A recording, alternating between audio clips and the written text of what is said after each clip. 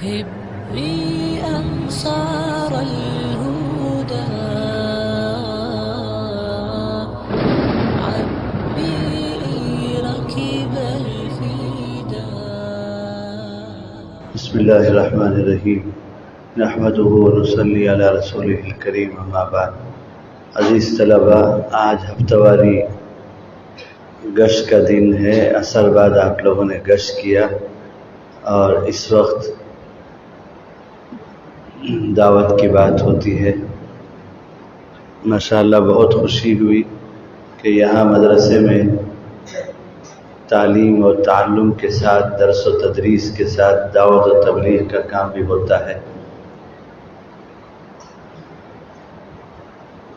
ہر زمانے میں اللہ تعالیٰ نے نبیوں کا سلسلہ چلایا اور ان کو ذمہ داری دی جس کو نبوت کہتے ہیں، اور ان کی رہبری کے لیے کتابیں اتاری، اور اس کتاب کی روشنی میں نبی کو زندگی گزارنے کا پابند بنایا گیا، اور پھر امت کو اپنے آپ کو نمونہ بنا کر پیش ہو کر دعوت دینے کی ذمہ داری دی گئی.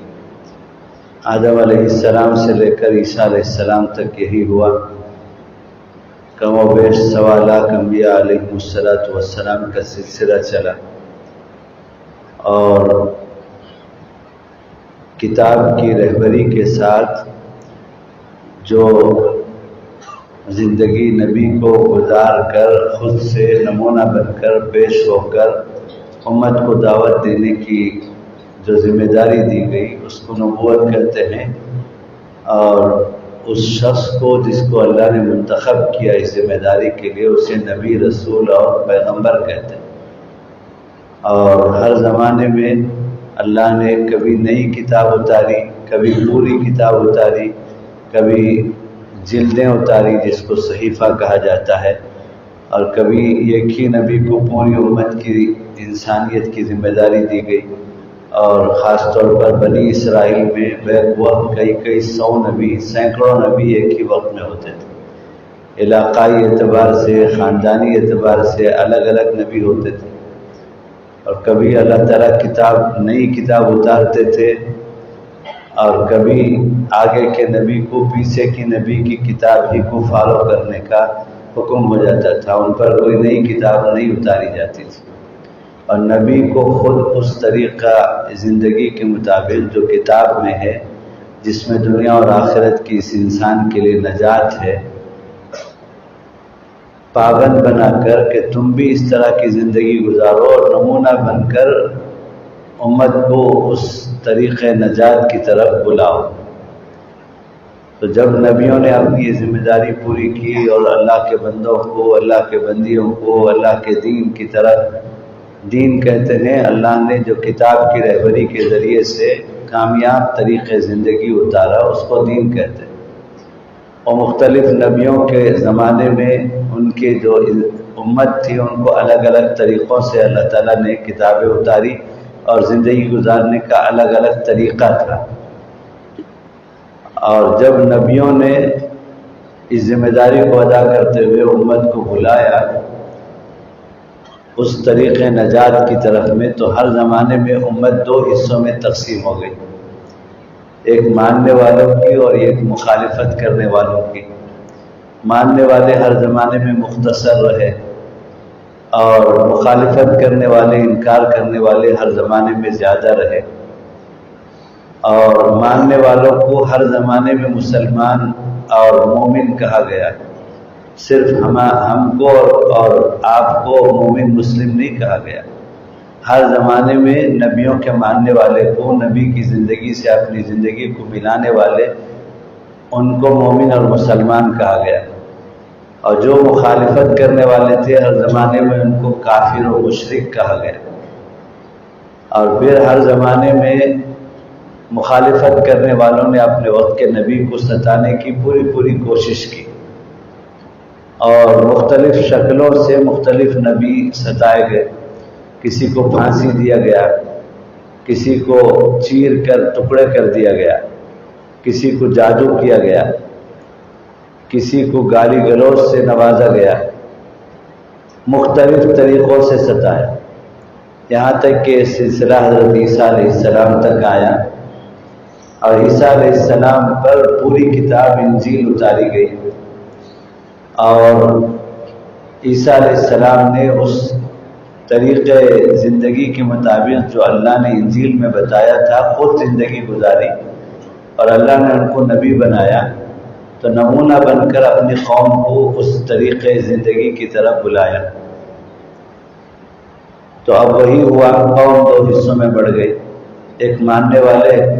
اور ایک مخالفت کرنے والے۔ ماننے والوں کو ان کے جو ماننے والے تھے ان کے ساتھ جنہوں نے ایمان والی زندگی اختیار کی اور ایمان کی حالت میں دنیا سے گئے، ان کو قرآن کی زبان میں حواری کہا جاتا ہے۔ اذ قال الحواریون نحن انصار اللہ، جیسے حضور صلی اللہ علیہ وسلم کے ساتھ ایمان کی حالت میں حضور کی بات مانی اور ایمان کی حالت میں دنیا سے گئے تو ان کو صحابی کہتے ہیں، ویسے حضرت عیسیٰ کے ماننے والوں کو حواری کہا جاتا ہے۔ اور ہر زمانے کی طرح سے حواریین مختصر تھے، مخالفین زیادہ تھے، اور ہر زمانے کی طرح سے مخالفت کرنے والوں نے ستانے کی کوشش کی، یہاں تک کہ عیسیٰ علیہ السلام کو صلیب کا جو تختہ ہے، سولی کا جو تختہ ہے، جو چرچ میں اور عیسائیوں کے گلے میں انگوٹھے میں جو نشان ہوتا ہے وہ اصل میں صلیب کا نشان ہے۔ صلیب کہتے ہیں سولی کے تختے کو۔ یہ ان کا غلط عقیدہ ہے کہ انہوں نے ان کے مخالفت کرنے والوں نے ان کے نبی کو، حضرت عیسیٰ علیہ السلام کو سولی کے تختے پر چڑھا کر مار دیا، ختم کر دیا۔ یہ وہ غلط عقیدہ رکھتے ہیں۔ کبھی کبھی آپ دیکھتے ہوں گے کہ چرچوں میں اس طرح کے صلیب کے نشانے میں ایک آدمی لمبا جبہ اور زلفیں اور داڑھی کے ساتھ لٹکا رہتا ہے، وہ ان کے مطابق حضرت عیسیٰ علیہ السلام ہے۔ لیکن یہ غلط عقیدہ ہے۔ مجھے اور تم کو اور ساری دنیا کے انسانوں کو، خاص طور پر مومنوں کو، یہ عقیدہ رکھنا ضروری ہے کہ حضرت عیسیٰ علیہ السلام کے مخالفت کرنے والے کفار و مشرکین نے ان کو پھانسی کے تختے پر چڑھا کر مارنے کی کوشش اور سازش کی، اور ان کو لے کر جا رہے تھے۔ تو عین اسی وقت میں اللہ تعالیٰ نے اپنی قدرت کاملہ سے حضرت عیسیٰ علیہ السلام کو آسمان میں اٹھا لیا۔ قرآن میں اللہ تعالیٰ کہتا ہے اذ قال اللہ یا عیسیٰ انی متوفیک ورافعک الی، تو اللہ نے اٹھا لیا اور ان جیسا ایک شباہت والا شبیہ پیدا کر دیا انہی کے لوگوں میں سے، اور لوگوں نے ان کو حضرت عیسیٰ علیہ السلام شبیہ کو سمجھ کر ان کو تختے پر چڑھا کر مار دیا، اور وہ سمجھ گئے کہ ہم عیسیٰ علیہ السلام کو مار دیے۔ لیکن حقیقت یہ ہے جو مجھے اور تم کو سب کو ماننا ضروری ہے کہ عیسیٰ علیہ السلام مارے نہیں گئے، اور اللہ نے اپنی قدرت کاملہ سے آسمان میں اٹھا لیا، اور اس وقت وہ آسمانی دنیا میں زندگی گزار رہے ہیں۔ اور آقا صلی اللہ علیہ وسلم جب معراج میں تشریف لے گئے تو بیت المقدس جب پہنچے تو وہاں تمام انبیاء موجود تھے، ان کی ارواح کو اس دن آسمان سے نیچے اتارا گیا، اور اس دن جناب نبی کریم صلی اللہ علیہ وسلم میرے تمہارے آقا کو امام الانبیاء ہونے کا مقام اور منصب اور مرتبہ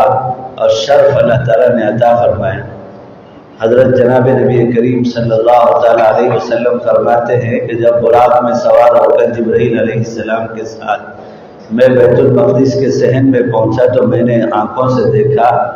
کہ کوئی نبی سجدے میں ہے، کوئی نبی رکوع میں ہے، کوئی نبی قیام میں ہے، کوئی نبی قاعدے میں ہے، کوئی نبی سلام میں ہے۔ تو میں بھی نماز پڑھنے میں لگ گیا۔ جبرائیل علیہ السلام نے مجھے بھی فرمایا کہ آپ بھی پڑھ لیجئے۔ وہ تحیت المسجد ہو سکتی ہے نماز، اور پھر اس کے بعد صف بندی ہوئی۔ جبرائیل علیہ السلام نے تمام انبیاء سے کہا کہ صف بندی کریں، اور پھر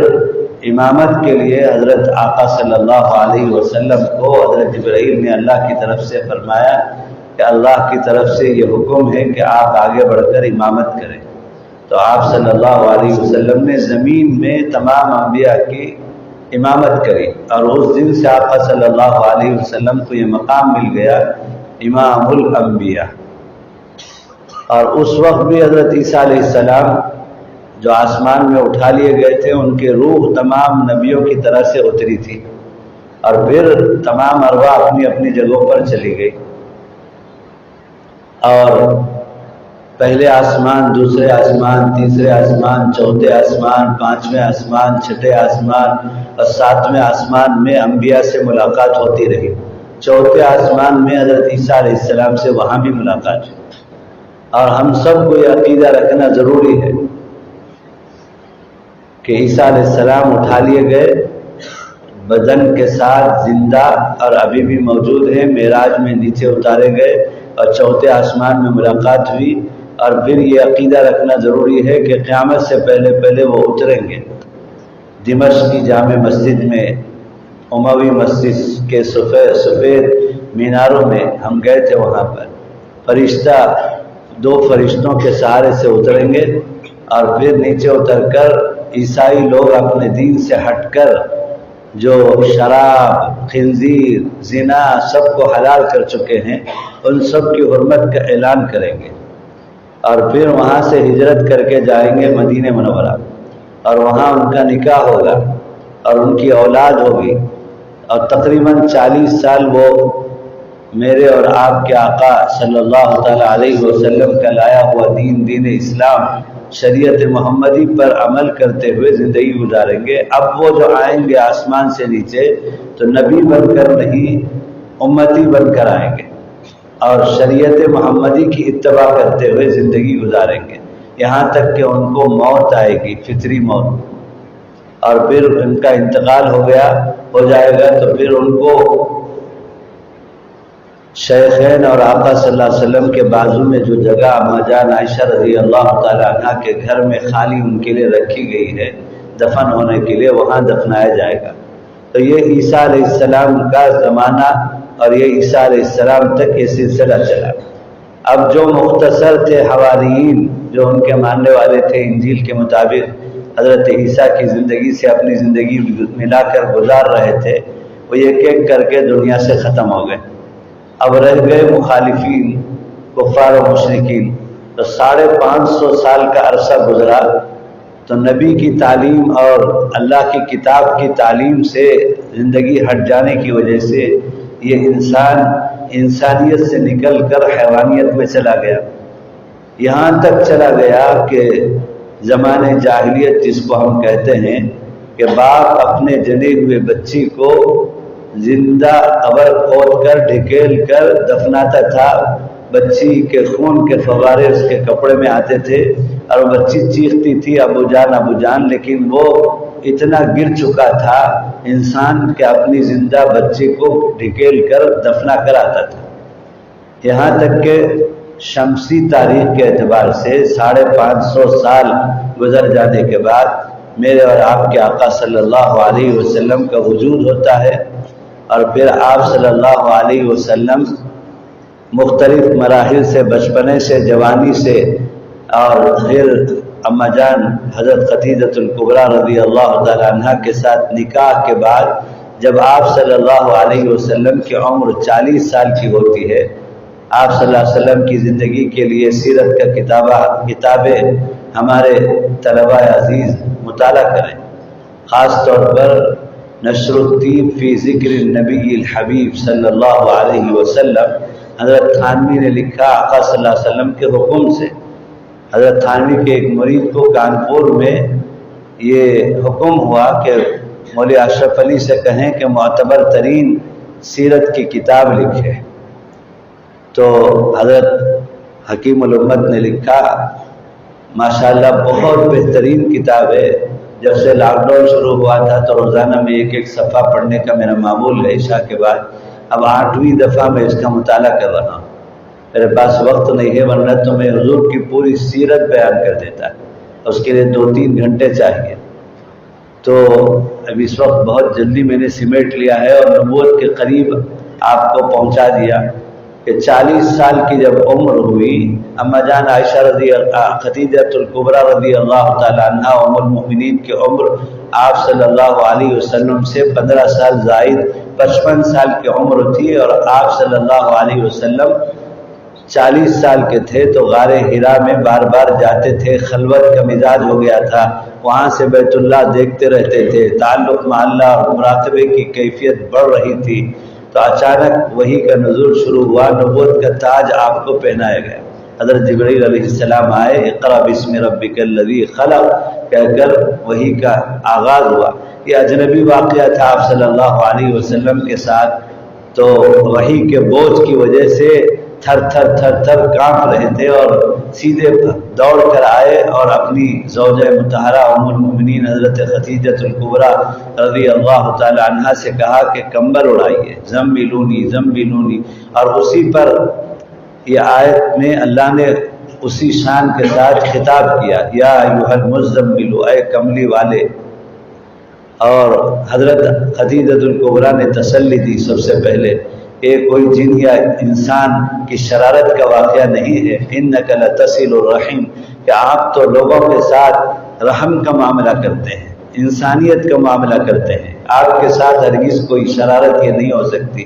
اور اتنے میں جبرائیل علیہ السلام نے بتا دیا کہ یہ نبوت کی ذمہ داری کا آغاز ہے اور یہ وحی اتری ہے اور آپ پر اللہ کی کتاب کا نزول شروع ہوا ہے۔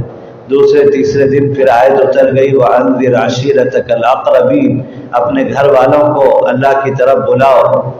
تو اللہ کے نبی صلی اللہ علیہ وسلم صحن کعبہ پر آئے، یا معاشر القریش، اپنے خاندان والوں کو بلایا، قولوا لا الہ الا اللہ تفلحوا، اللہ کی طاقت، اللہ کی بڑائی، اللہ کی قدرت، اللہ کی وحدانیت، اللہ کا یقین، اللہ کی ذات سے ہونے کا یقین، سب کچھ کے بغیر سب کچھ کرنے والی ذات کو اللہ کہتے ہیں، یہ ساری باتیں بتائی۔ تو کفار مکہ، قریش مکہ کے سامنے ایک نئی بات پیش آئی کہ آج تک ہم دوسرے 360 بتوں کو جو بیت اللہ میں رکھے ہوئے تھے پوجتے تھے، اور ہر نفع نقصان کے موقع پر، پریشانی اور خوشی کے موقع پر انہی کو پکارتے تھے، لات و عزیٰ کو، جو مختلف نام تھے بتوں کے۔ تو آج ان بتوں کے خلاف کہ ان سے کچھ نہیں ہوتا، وہ تو مٹی کے پتلے ہیں، اور ہوتا اللہ سے ہے، اللہ ہی سب کچھ کرنے والی ذات ہے۔ یہ نئی بات سامنے آئی تو وہی ہوا جو آدم علیہ السلام سے لے کر عیسیٰ علیہ السلام تک ہوا، کہ قوم 2 حصوں میں بڑھ گئی۔ ایک حصے میں حضرت ابوبکر رضی اللہ تعالیٰ عنہ جوانوں میں، اور بچوں میں حضرت علی کرم اللہ وجہہ، اور عورتوں میں حضرت خدیجہ الکبریٰ رضی اللہ تعالیٰ عنہا، اور پھر آگے بڑھ کر غلاموں میں حضرت بلال رضی اللہ تعالیٰ عنہ۔ یہ سلسلہ آہستہ آہستہ کر کے روزانہ 1-2 کر کے ایمان قبول کرتے گئے، اور وہ مختصر تھے، اور ستانے والے ابو جہل، ابو لہب، ابو سفیان، عتبہ ابن ربیعہ، عمران ابن حسین، یہ بڑے بڑے تھے جو سرداران قوم بھی تھے، ان کے پیچھے ایک پوری قوم تھی جو مخالفت کر رہی تھی۔ اور ہر زمانے میں جس طرح مخالفت کرنے والوں نے نبیوں کو ستایا، اسی طرح سے آپ صلی اللہ علیہ وسلم کو بھی مخالفت کرنے والے ابو لہب، ابو جہل نے اتنا ستایا، اتنا ستایا، اتنا ستایا کہ آپ صلی اللہ علیہ وسلم فرماتے ہیں کہ آدم علیہ السلام سے لے کر حضرت عیسیٰ تک جتنے نبی جتنے شکلوں سے ستائے گئے، وہ سب میں اکیلے ستائے گئے۔ چنانچہ احادیث کی کتاب میں ہے، آپ کو مجنون کہا گیا، پاگل کہا گیا، اور آپ کو جادوگر کہا گیا، اور آپ کو قتل کرنے کی کوشش کی گئی۔ جس دن ہجرت کا حکم ہوا اس دن رات میں قتل کرنے کا پلان بنایا، اور آپ کو نیچے بٹھا کر اوپر سے چٹان ڈھکیل کر ختم کرنے کی کوشش کی گئی۔ سجدے کی حالت میں اونٹ کی اوجڑی آپ پر ڈالی گئی، اور گالی گلوچ سے نوازا گیا، اور راستے میں کانٹے بچھائے گئے، ہر طرح سے جادو کیا گیا، زہر پلایا گیا، سب کیا گیا۔ تو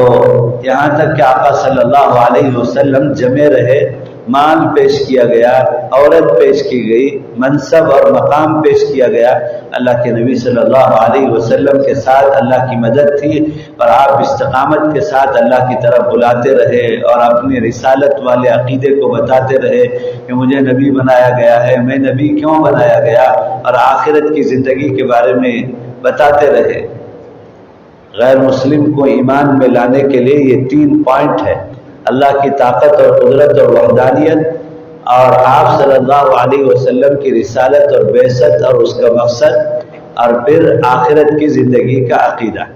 کہ مرنے کے بعد کی زندگی اصل زندگی ہے، قبر میں ایسے ایسے ہوگا، نیک انسانوں کے ساتھ ایسے ہوگا،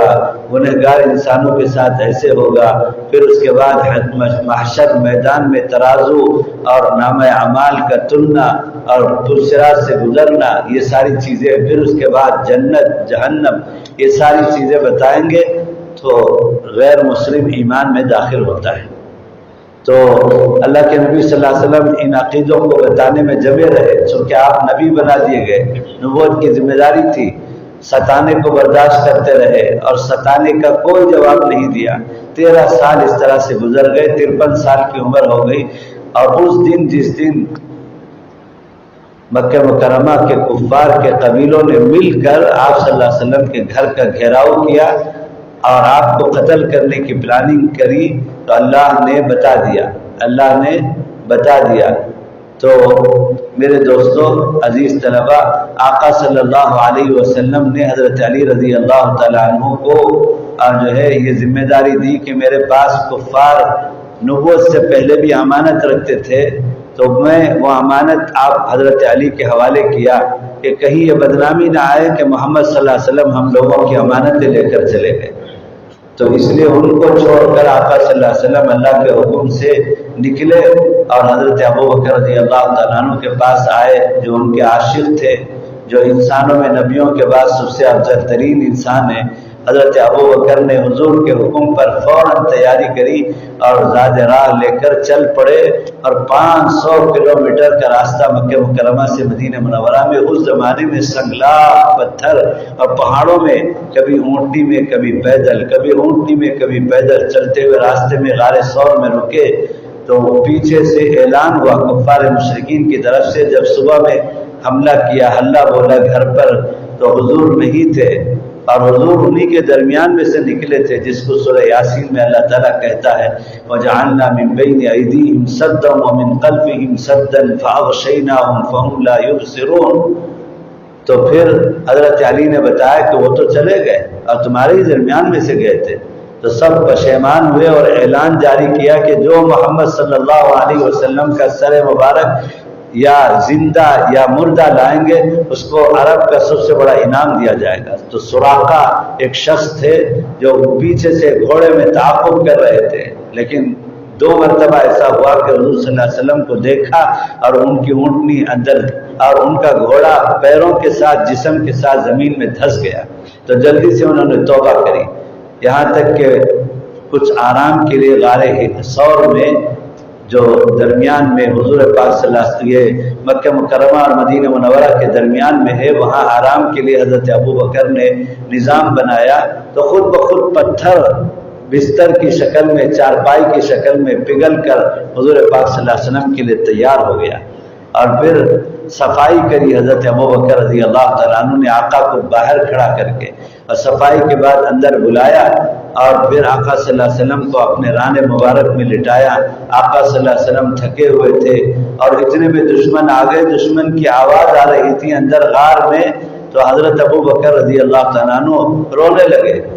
آپ صلی اللہ علیہ وسلم نے فرمایا کہ نہیں، ہم دونوں کے ساتھ اللہ ہے، کوئی غم مت کرو، جس کو 10ویں پارے میں والموں میں اللہ تعالیٰ نے ان آیات میں ذکر کیا، اذ ہما فی الغار یقول لصاحبہ لا تحزن ان اللہ معنا،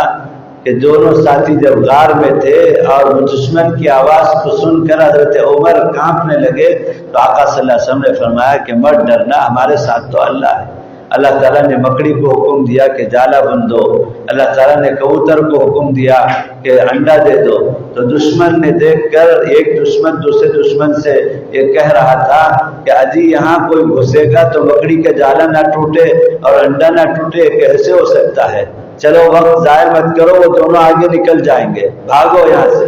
تو خود بخود یہ کہہ کر کے بھاگ گئے، اور آقا صلی اللہ علیہ وسلم حضرت ابوبکر آرام کے بعد اطمینان ہو گیا،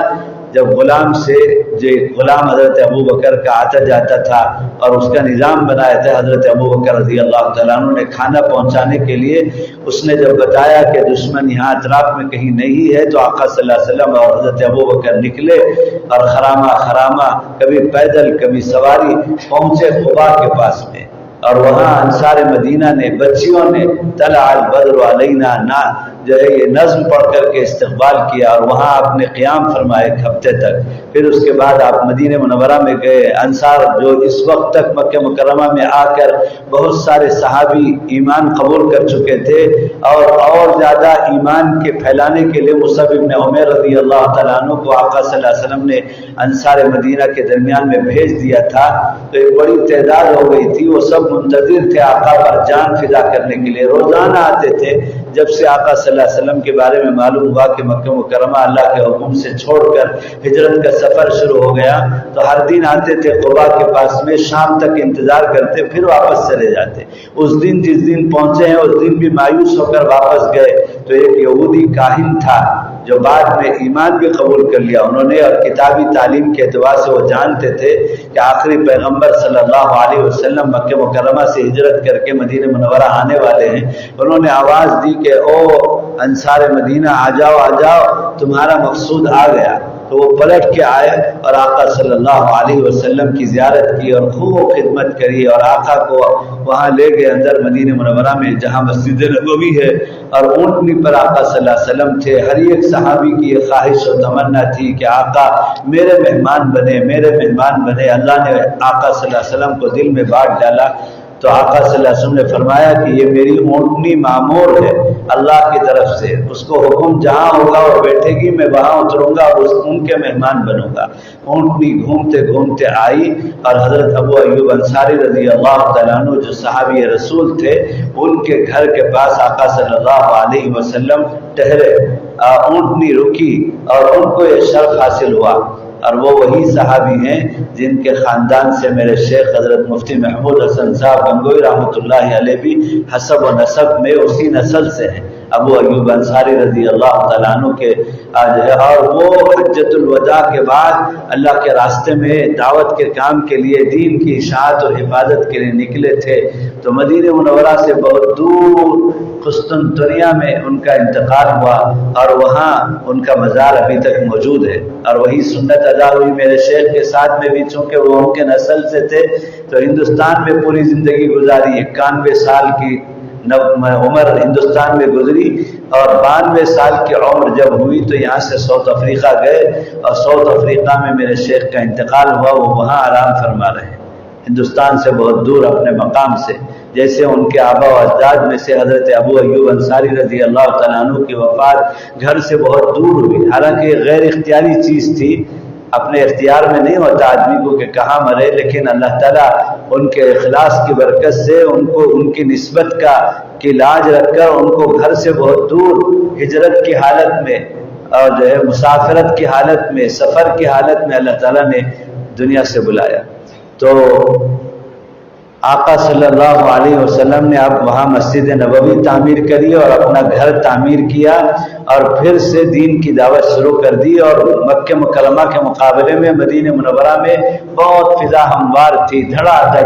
دھڑ جوق در جوق, اور جو ہے بڑی جماعت کی جماعت, گروہ کے گروہ آقا صلی اللہ علیہ وسلم کی دعوت پر ایمان قبول کر رہے تھے. اور یہ 10 سال کا عرصہ وفات النبی صلی اللہ علیہ وسلم تک گزرا اور کم و بیش 1.25 لاکھ صحابہ ہو گئے اور مکہ مکرمہ سے لوگ ہجرت کر کے ادھر آنے لگے اور ایمان قبول کیا. اور پھر آقا صلی اللہ علیہ وسلم نے اس درمیان میں کفار مکہ نے جو از خود آقا پر حملہ کرنے کے لیے کہ محمد صلی اللہ علیہ وسلم کی طاقت بڑھتی جا رہی ہے ان پر حملہ کرنے کے لیے آئے تو 14 مرتبہ غزوات النبی صلی اللہ علیہ وسلم کتاب مستقل اس کی تفسیر اور حدیث کی کتابوں میں آتی ہے, مشکات شریف میں اور صحاح میں. تو وہ واقعات جو آپ صلی اللہ علیہ وسلم نے بنفس نفیس شرکت فرمائی اور کفار کا مقابلہ کیا. اور یہ مرتبہ بھی آقا صلی اللہ علیہ وسلم نے از خود کفار پر حملہ نہیں فرمایا, ہر مرتبہ دفاع کیا, جس کو انگریزی میں ڈیفنس کہتے ہیں.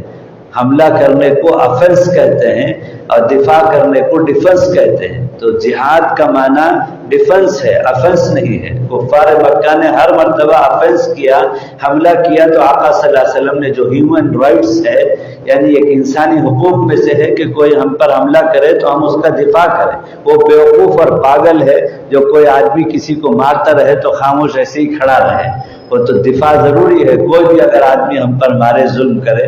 تو دفاع ضروری ہے. تو آقا صلی اللہ علیہ وسلم آج ہمارے نوجوانوں کو ہم بتاتے نہیں، اور علماء نوجوانوں کو قریب نہیں کرتے. علماء نوجوانوں کے معاملے میں فیل ہیں، جھٹکارتے ہیں، ذاتی ضروریات کے لیے نوجوانوں کو استعمال کرتے ہیں. تم لوگ امام بن کر جائیں گے تو محلوں میں نوجوانوں سے واسطہ پڑے گا. تو نوجوانوں کو قریب کر کے یہ سب باتیں بتانا ہے. آج ہمارا نوجوان دین دوری، دین بیداری کا شکار ہو کر وہ کہتا ہے کہ حضور نے کیوں کافروں کو، انسانوں کو قتل کیا،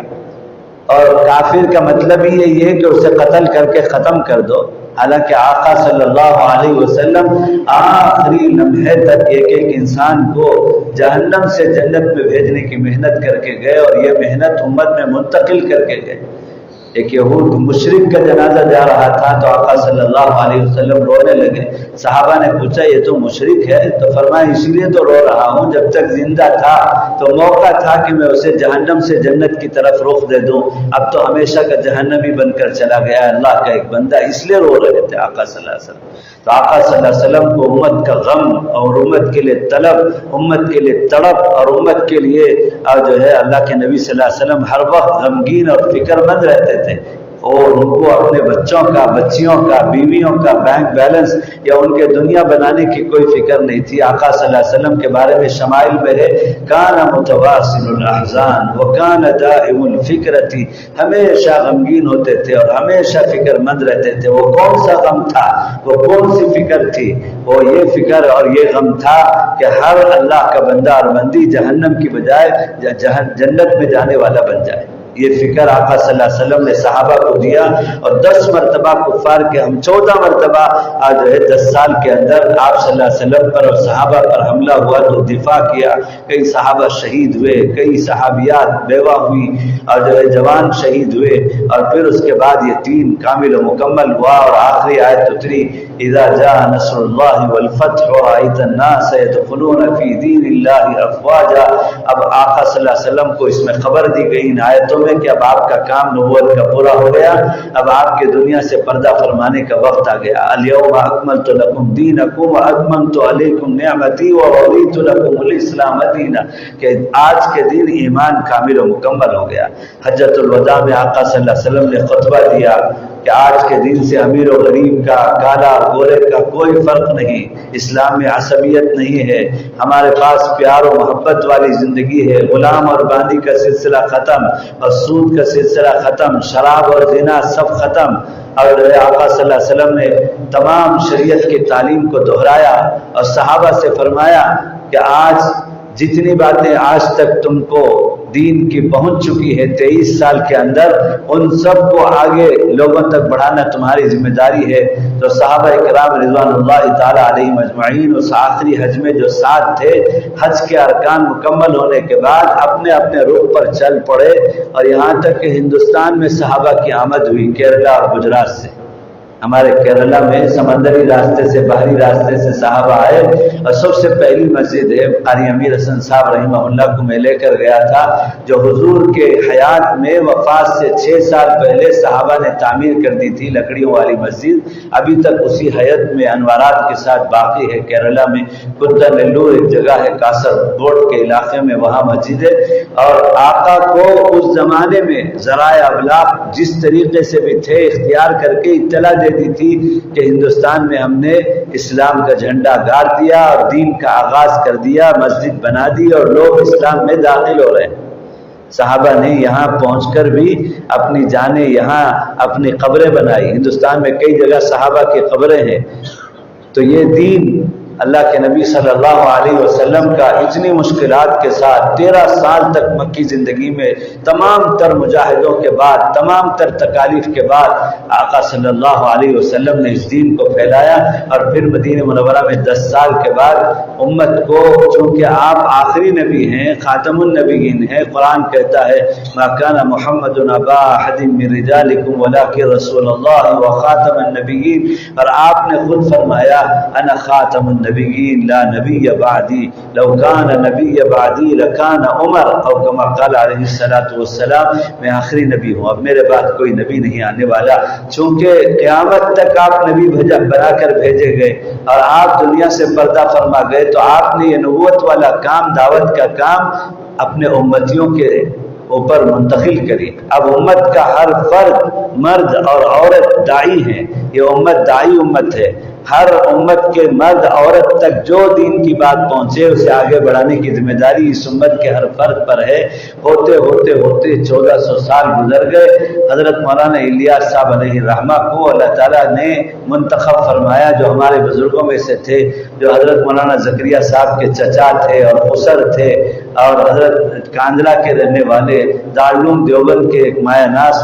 فاضل تھے، حضرت شیخ الہند مولانا محمود الحسن صاحب رحمۃ اللہ علیہ کے شاگرد تھے، اور حضرت مولانا رشید احمد صاحب گنگوئی رحمۃ اللہ علیہ کے مرید تھے، اور حضرت مولانا خلیل احمد صاحب سہارنپوری رحمۃ اللہ علیہ کے خلیفہ تھے۔ ان کو اللہ تعالیٰ نے منتخب کیا، اور دوران قیام مکہ آقا صلی اللہ علیہ وسلم کی زیارت ہوئی، اور آقا صلی اللہ علیہ وسلم نے فرمایا کہ جاؤ مولانا الیاس، آپ سے اللہ تعالیٰ ہندوستان میں کام لے گا۔ تو مولانا آئے، بہت لاغر، کمزور اور بالکل ضعیف، اور زبان میں لکنت۔ میرے شیخ حضرت مفتی محمود حسن صاحب گنگوئی رحمۃ اللہ علیہ نے 17 سال تک ان کے ساتھ بنفس نفیس میوات کے علاقے میں شروع زمانے میں کام کیا، پیدل سواری جماعتوں میں۔ تو میرے شیخ نے خود کارگزاری سنائی، اس کو میں نے کتاب کی شکل میں شائع کیا ہے، حقیقت تبلیغ اس کتاب کا نام ہے، اور مواعظ فقیہ الامت افریقہ میں، افریقہ کے ایک اجتماع میں حضرت نے 2.25 گھنٹہ بیان فرمایا، اور اس میں وہ ساری کارگزاری سنائی جو حضرت مولانا الیاس صاحب کے ساتھ انہوں نے دعوت کا کام کیا تھا، اور بہت طویل وقت اس کے لیے چاہیے کارگزاری سنانے کے لیے۔ آپ لوگ کتاب حاصل کر کے پڑھ لیں۔ حضرت مولانا الیاس صاحب کے بارے میں میرے شیخ نے نقل کر کے بتایا مجلس میں کہ ان کی زبان میں لکنت اتنی زیادہ تھی کہ حضرت کو بلاتے تھے میرے شیخ کو تو میم محمود کے میم کے لیے 7 مرتبہ تکلف ہوتا تھا، اور حضرت نے نقل کر کے بتایا کہ محمود اس طرح سے کہتے تھے۔ حضرت نے میرے سامنے نقل کر کے بتایا، اپنا نام، حضرت کے نام کو بلانے کے لیے اتنا تکلف ہوتا تھا، لیکن اللہ کسی سے بھی کام لے لیتے ہیں۔ جب بندہ اخلاص کے ساتھ اللہ سے تعلق پیدا کرتا ہے، روتا ہے، گھگاتا ہے، اللہ اسے مقبولیت، تقوی والی زندگی گزارتا ہے، گناہوں سے بچتا ہے، اور اللہ کے حکم کے مطابق، نبی کے طریقے کے مطابق، جو نبی کی محنت ہے آقا صلی اللہ علیہ وسلم کی کہ ہر بندہ اللہ کے حکم اور نبی کے طریقے کے مطابق زندگی گزارنے والا بن جائے، کامل و مکمل 100% دین اس کے زندگی میں 5 شعبوں والا، عقائد والا، عبادات والا اور معاملات والا، اخلاقیات والا، معاشرت والا، پورا شعبہ 5 شعبوں کا زندگی میں آ جائے، اس کے لیے آدمی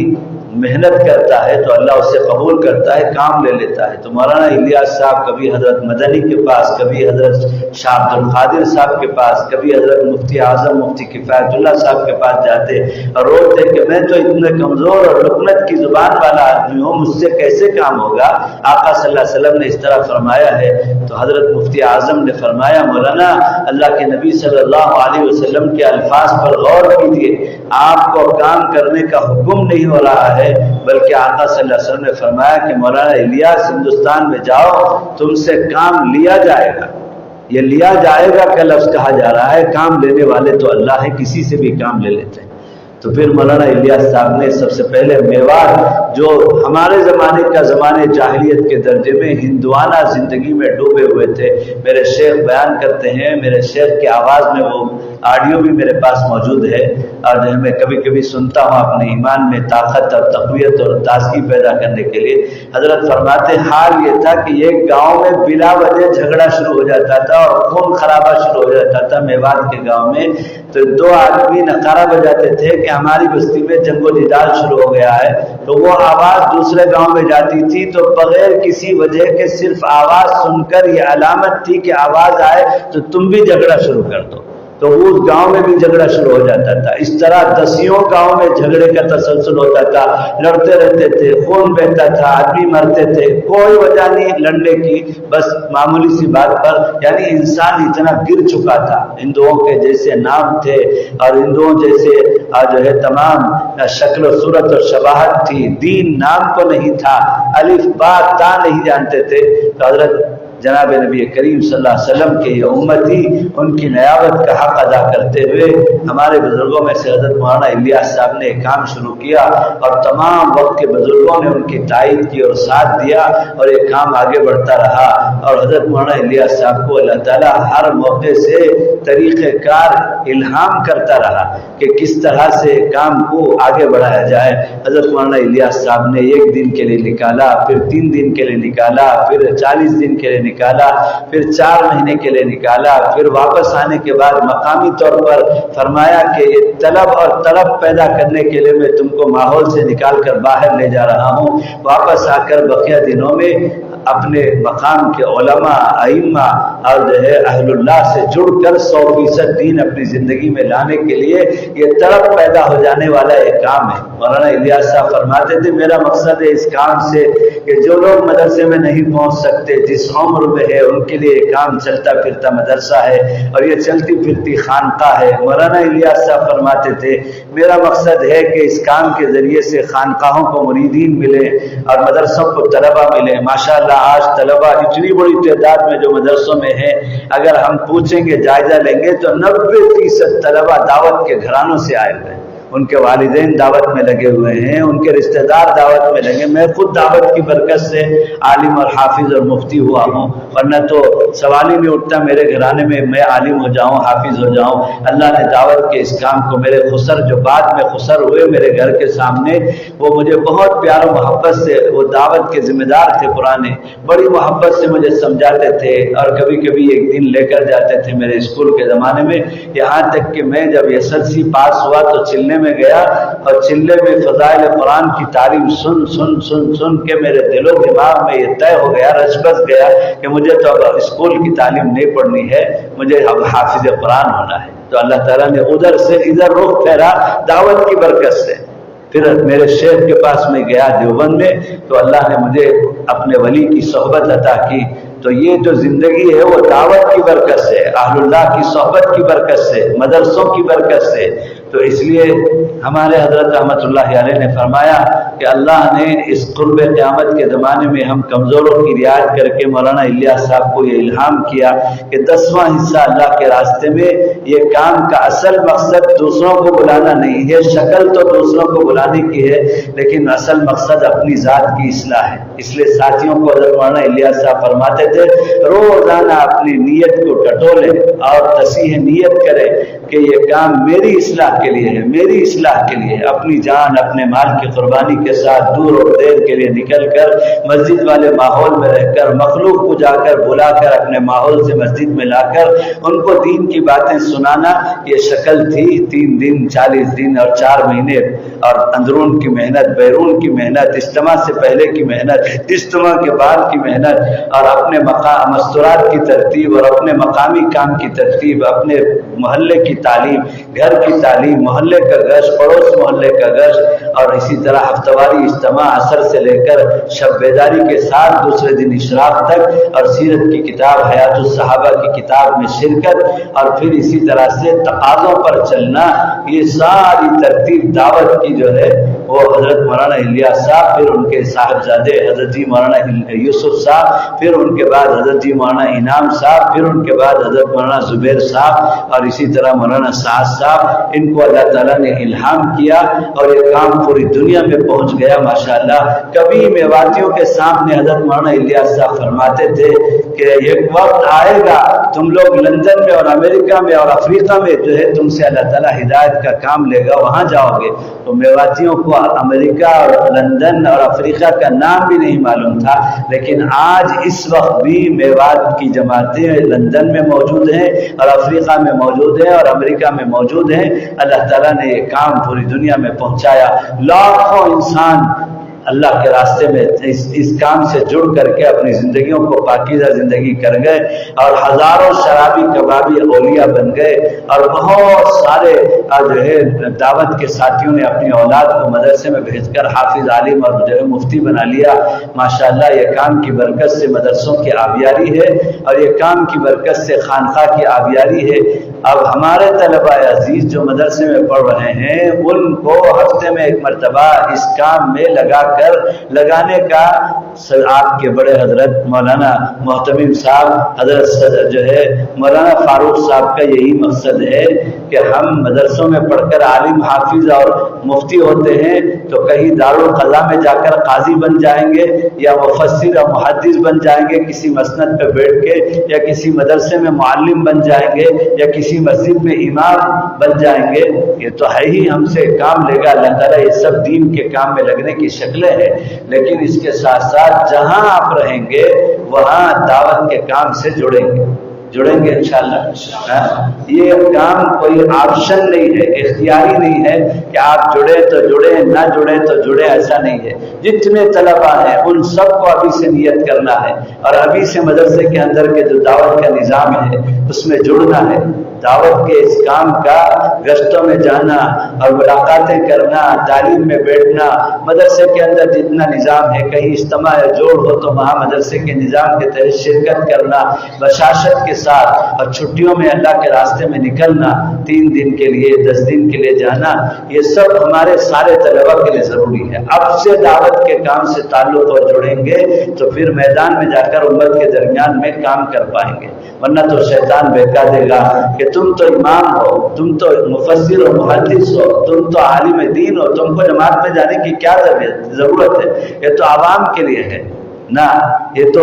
ہم چلیں گے عوام کے درمیان میں اور عوام ہمارے ساتھ چلیں گے۔ میرا تجربہ ہے کہ یہ ایک عالم دین چلے کی جماعت میں ہوتا ہے، 20 ساتھی اس کے ساتھ چلتے ہیں، روزانہ مسئلے مسائل پوچھتے ہیں، دین سیکھتے ہیں، بڑا فائدہ ہوتا ہے، ہمارا علم تازہ ہوتا ہے، ہم کو عمل کا داعیہ پیدا ہوتا ہے، اور ان کے پوچھنے اور تڑپنے اور رونے کو دیکھ کر ہمارا دین جو ہے زندہ ہوتا ہے۔ تو اس لیے ہم سب کو دعوت کے کام میں یہ 3 کام ہیں جو اللہ کے نبی صلی اللہ علیہ وسلم کو اللہ تعالیٰ نے نبوت کی ذمہ داری کی شکل خود قرآن میں طے کر کے دیا کہ دین قیامت تک زندہ رہے گا ان 3 شکلوں کے ساتھ۔ ان 3 شکلوں میں ہمارے سارے طلبہ کو جڑنا ہے۔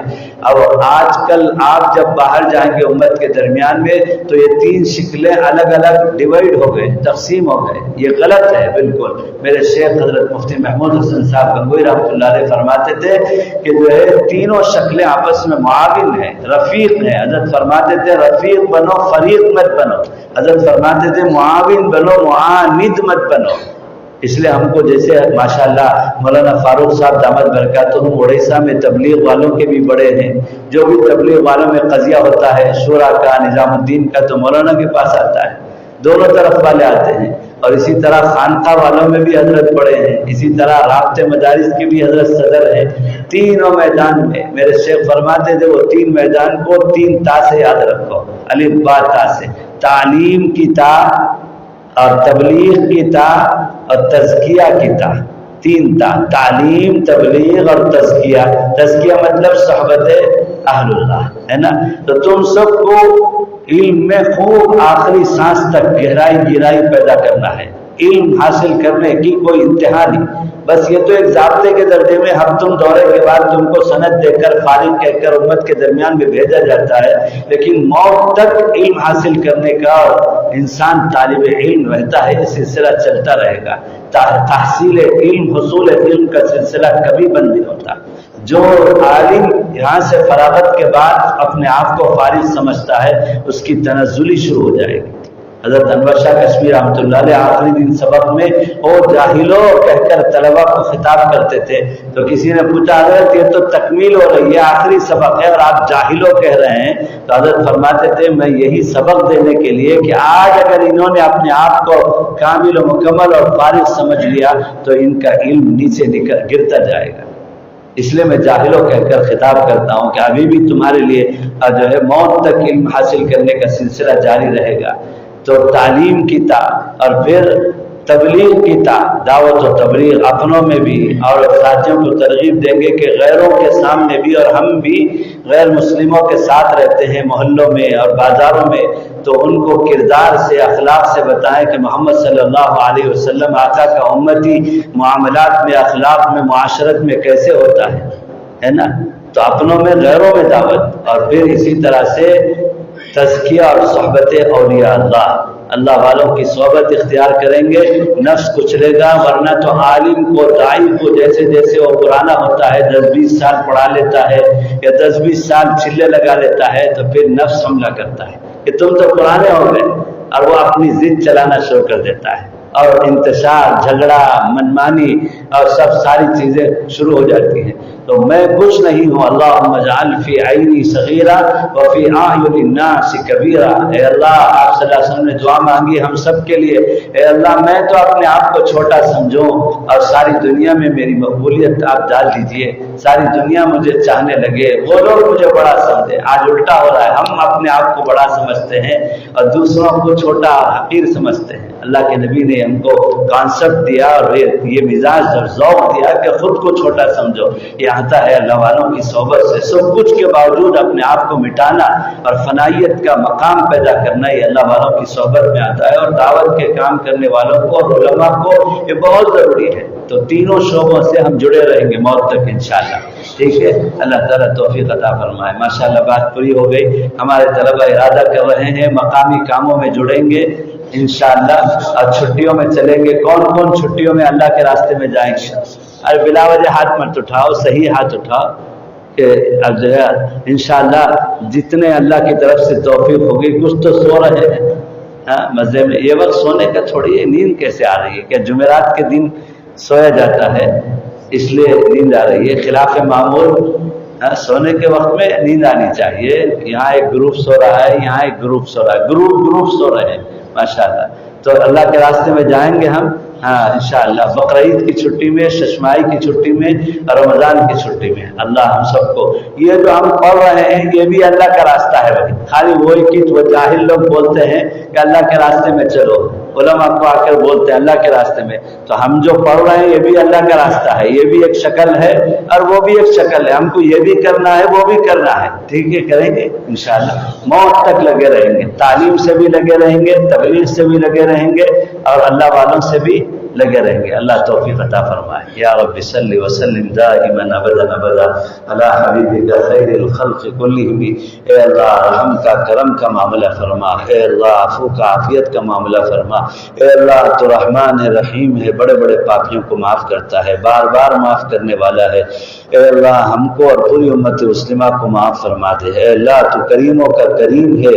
کرم کرتے چلا رہا ہے، مزید کرم فرما دے۔ اے اللہ تو ہماری اور پوری امت مسلمہ کی مغفرت فرما۔ اے اللہ دین کی اشاعت اور حفاظت کی جتنی منصوص مقبول شکلیں ہیں، مساجد، مکاتب قرآنیہ، مدارس دینیہ، خانقاہیں، جماعتیں، جمعیتیں، اے اللہ سب کی حفاظت فرما۔ اے اللہ سب کے لیے ہم سب کو قبول فرما۔ اے اللہ تیرے مقبول بندوں نے دین کی اشاعت اور حفاظت کے لیے جتنی اے اللہ شکلیں امت کو دیا ہے ان سب سے ہمیں لگا دے۔ اے اللہ فریق مت بنا، اے اللہ رفیق بنا دے، اے اللہ معاون بنا دے، معاند نہ بنا۔ اے اللہ کسی بھی طرح کے خلل کے لیے ذریعہ بننے سے ہماری حفاظت فرما، نفس و شیطان کے حوالے نہ فرما۔ اے اللہ فنائیت کا مزاج ہمیں عطا فرما۔ اے اللہ اس کام کی دعوت والے کام کی حفاظت فرما۔ اے اللہ ہماری نحوستوں اور ناقدری کی وجہ سے کام اختلاف کے شکار ہو گیا، اے اللہ رحم کا، کرم کا معاملہ فرما۔ اے اللہ کتنے لوگ اس غم میں دنیا سے چلے گئے،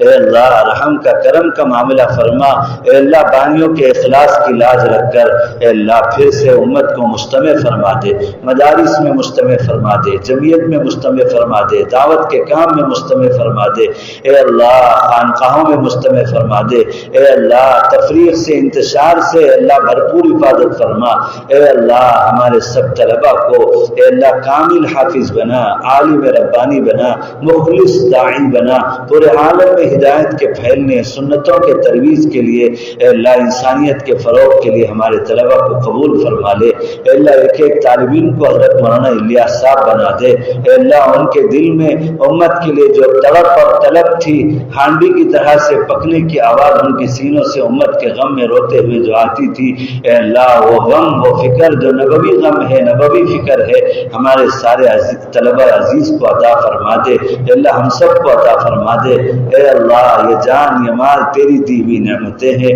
دین کی اشاعت اور حفاظت کے لیے اس جان کو مال کو تو قبول فرما لے۔ اے اللہ ہماری دنیا اور آخرت اچھی بنا دے، ہمارے ظاہر و باطن کو اچھا بنا دے۔ اے اللہ